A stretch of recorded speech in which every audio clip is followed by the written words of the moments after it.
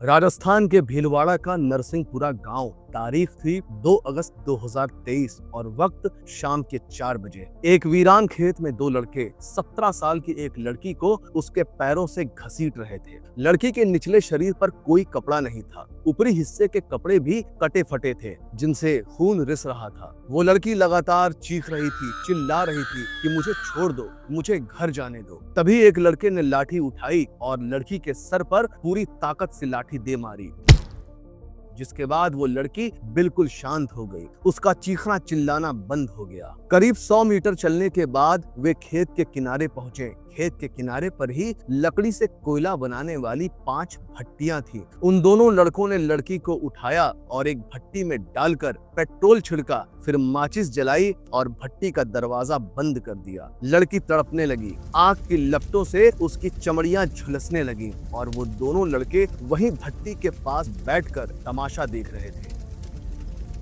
एक 16 साल की मासूम लड़की, सपनों से भरी आंखें, मगर अचानक उसकी जिंदगी का ऐसा दर्दनाक अंत जिसे सुनकर रूह कांप उठे। उस लड़की को भट्टी में जिंदा जला दिया गया। ना कोई रहम, ना इंसानियत, बस दरिंदगी की इंतहा।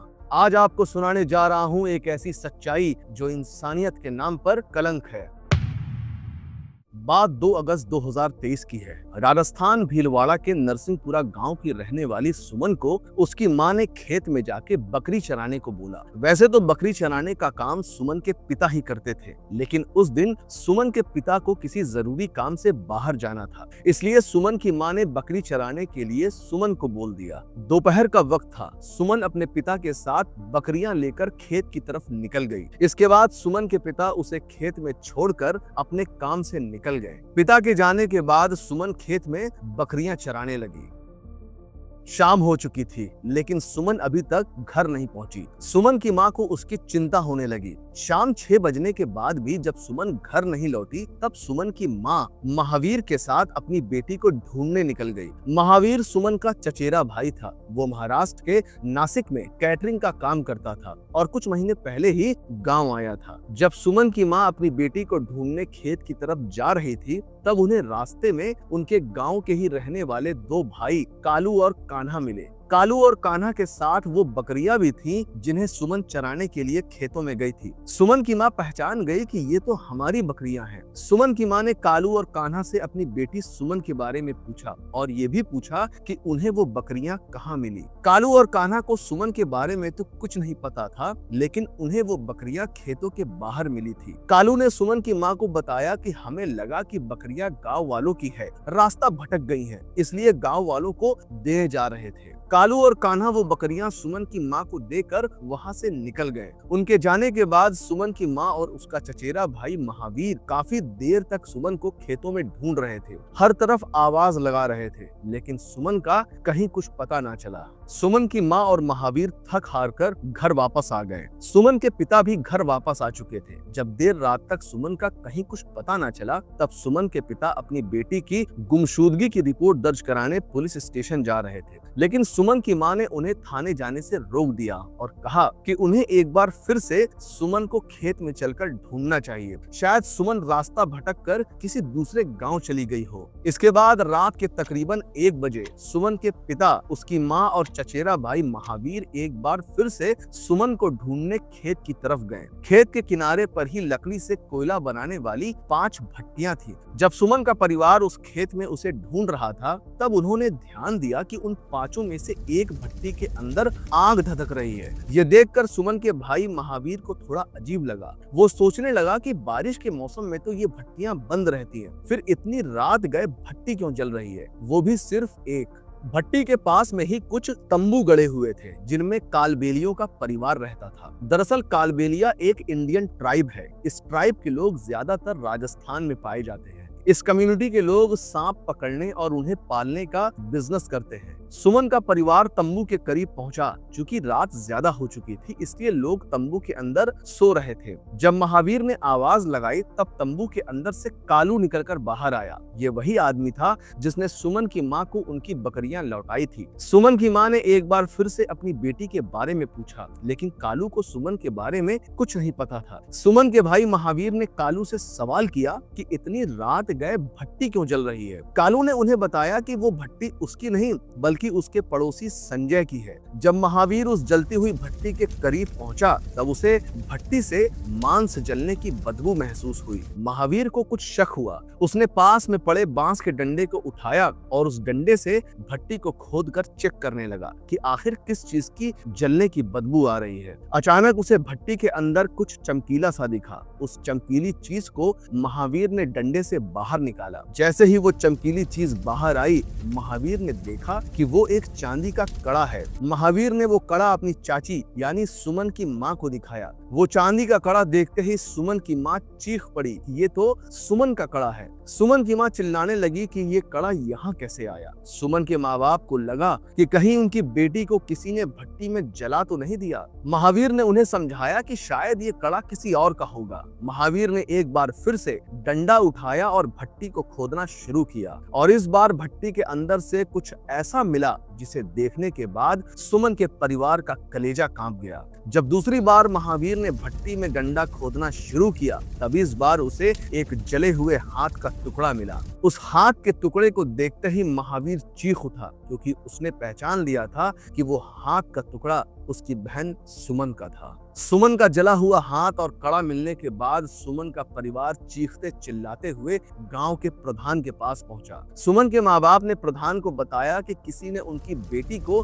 भट्टी में जला दिया। पहले तो प्रधान को उनकी बात पर यकीन ना हुआ, लेकिन जब सुमन के परिवार ने उन्हें सुमन का जला हुआ हाथ और कड़ा दिखाया तब प्रधान को उनकी बात पर यकीन हुआ और उसी समय उसने पुलिस स्टेशन फोन किया। थोड़ी ही देर में ये खबर पूरे गांव में जंगल की आग की तरह फैल गई।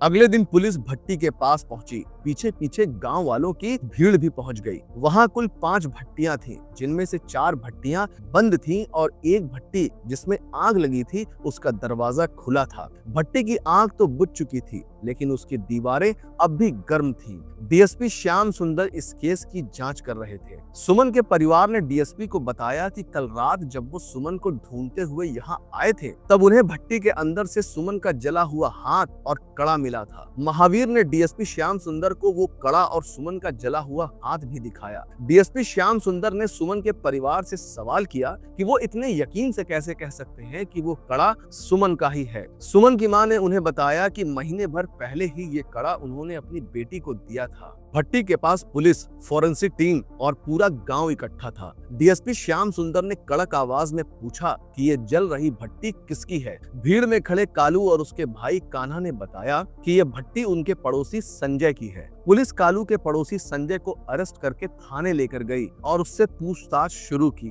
थाने में डीएसपी श्याम सुंदर ने संजय से सुमन के बारे में पूछा कि लड़की कहाँ है। संजय घबरा गया और रोते हुए बोला कि मुझे लड़की के बारे में कुछ नहीं पता। जब डीएसपी श्याम सुंदर ने संजय के साथ कड़ाई से पूछताछ की तब संजय टूट गया और उसने पुलिस को बताया कि 2 अगस्त को वो किसी जरूरी काम से बाहर गया था। उसी शाम उसे एक फोन आया और फोन करने वाले ने उसे बताया कि उसकी भट्टी में एक लाश जल रही है लेकिन अभी तक राख नहीं बन पाई। फोन करने वाले ने संजय को जल्दी गांव आने को बोला ताकि लाश को ठिकाने लगाया जा सके। संजय ने बताया कि वो फोन उसे कालू ने किया था, वही कालू जिसने सुमन की मां को उनकी बकरियां लौटाई थी। संजय के बयान के बाद पुलिस ने कालू, उसके भाई कान्हा और कालू की पत्नी समेत 9 लोगों को अरेस्ट किया। इसके बाद डीएसपी श्याम सुंदर ने कालू से पूछताछ की। करीब 24 घंटे की कड़ी पूछताछ के बाद कालू ने 2 अगस्त की जो पूरी वारदात बताई उसे सुनकर किसी का भी कलेजा कांप उठेगा। कालू ने बताया कि खेतों में बकरी चराने रोज सुमन के पापा आते थे,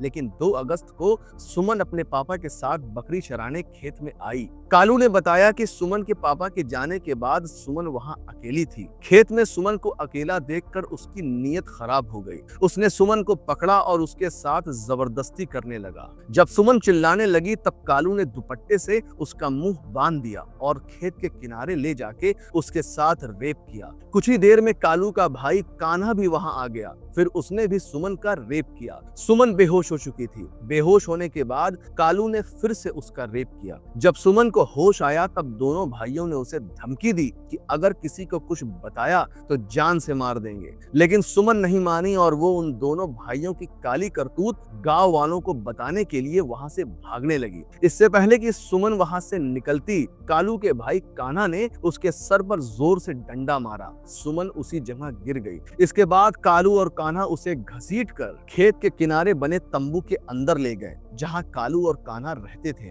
लड़की को देखते ही कालू की बीवी डर गई। लड़की को देखते ही कालू की बीवी सवाल करने लगी कि कौन है ये लड़की, लेकिन कालू ने उसके किसी भी सवाल का जवाब ना दिया, क्योंकि उसे जल्द से जल्द लड़की को ठिकाने लगाना था। कालू की बीवी ने उन्हें आइडिया दिया कि इसे भट्टी में डालकर जला दो। इसके बाद कालू अपनी बीवी और भाई के साथ मिलकर सुमन को भट्टी के अंदर डाल दिया, फिर पेट्रोल छिड़का और भट्टी में आग लगा दी। इधर फॉरेंसिक टीम ने जब भट्टी वाली राख की जांच की तो पता चला कि लड़के की खोपड़ी, आंख, दांत सब गायब है। पुलिस को शक हुआ कि कालू ने जो उन्हें बताया है वो पूरा सच नहीं है, क्योंकि अगर लड़की का शरीर भट्टी में जला होता तो उसकी हड्डियां जरूर मिलती, लेकिन ऐसा ना हुआ। इसके बाद डीएसपी श्याम सुंदर ने एक बार फिर से कालू से पूछताछ शुरू की और इस बार कालू ने उन्हें पूरा सच बताया। कालू ने बताया कि लड़की को भट्टी में डालने के 3 घंटे बाद उन्होंने देखा कि लाश पूरी तरह जली नहीं थी। कालू को लगा कि अगर कोई लड़की को ढूंढते यहाँ आ गया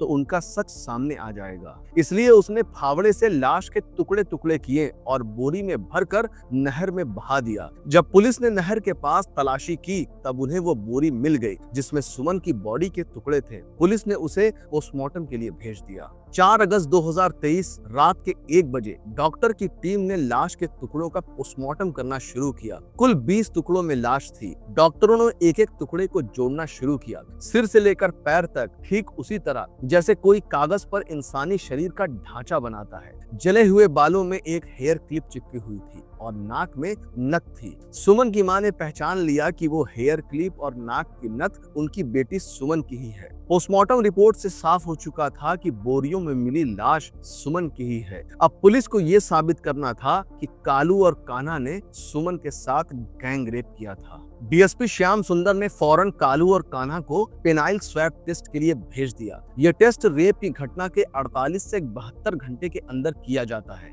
इस टेस्ट में प्राइवेट पार्ट्स में लगे एलिमेंट्स की जांच की जाती है। पेनाइल स्वैब टेस्ट में कालू और कान्हा के प्राइवेट पार्ट्स के डीएनए और लड़की की लाश के डीएनए से मैच कर गए। यहाँ तक कि कालू और कान्हा के सैंपल भी आपस में मैच कर गए। इससे साफ हो गया कि कालू और कान्हा ने बारी बारी से रेप किया था। फॉरेंसिक टीम ने लाश का कार्बोक्सी हीमोग्लोबिन टेस्ट किया। इस टेस्ट में पता किया जाता है कि हीमोग्लोबिन में कार्बन मोनोऑक्साइड है या नहीं। दरअसल कार्बोक्सी हीमोग्लोबिन एक ऐसा सब्सटेंस है जो हमारी बॉडी में तब बनता है जब ब्लड में हीमोग्लोबिन कार्बन मोनोऑक्साइड के साथ जुड़ता है। सुमन की बॉडी का कार्बोक्सी हीमोग्लोबिन टेस्ट पॉजिटिव आया। इसका मतलब जब सुमन जल रही थी तब उसकी रगों में खून बह रहा था, उसकी सांसें चल रही थी। सुमन के सर और कोहनी की हड्डी से पता चला कि जब उसकी हत्या हुई थी तब उसकी उम्र 17 साल 9 महीने थी, यानी लड़की नाबालिग थी। इन सबूतों के आधार पर भीलवाड़ा पॉस्को कोर्ट में दोनों भाई कालू और कान्हा समेत 9 लोगों के खिलाफ गैंग रेप के बाद जिंदा जलाने और सबूत मिटाने का मुकदमा शुरू हुआ। 473 पन्नों की चार्जशीट कोर्ट में पेश की गई। इसका एक एक पन्ना इस बात की गवाही दे रहा था कि कालू और कान्हा दोनों भाइयों ने सुमन के साथ गैंग रेप किया और उसे भट्टी में जिंदा जला दिया। कोर्ट में करीब 9 महीने तक ये मामला चला। 18 मई 2024 को भीलवाड़ा पॉस्को कोर्ट के जज अनिल कुमार गुप्ता ने 100 पन्नों के जजमेंट में फैसला सुनाते हुए कहा कि भट्टी में डाले जाने से पहले लड़की जिंदा थी। ये कल्पना कर पाना मुश्किल है कि वो बेबस लड़की भट्टी में किस कदर तड़प रही होगी। जज ने फैसला सुनाया कि इन दोनों को जीने का कोई हक नहीं है। कालू और कान्हा दोनों भाइयों को मौत की सजा सुनाई गई। कोर्ट ने कालू की पत्नी और संजय समेत 7 लोगों को सबूतों के अभाव में बरी कर दिया। फिलहाल इस वक्त कालू और कान्हा जयपुर की सेंट्रल जेल में बंद हैं। सुमन अब इस दुनिया में नहीं है, लेकिन उसकी चीखें आज भी उस भट्टी की राख में दबी हुई है। माँ बाप की आंखों में आज भी सुमन की तस्वीर जिंदा है। इस वीडियो को देखकर अगर आप भी इंसाफ चाहते हैं तो इस वीडियो को अपने परिवार और दोस्तों के साथ शेयर करें, ताकि सुमन जैसी बेटियों के साथ कभी कुछ गलत ना हो। अगर हमारी आवाज एक साथ उठेगी तो सिस्टम भी झुकेगा, कानून भी चलेगा और कालू और कान्हा जैसे दरिंदों को फांसी भी मिलेगी।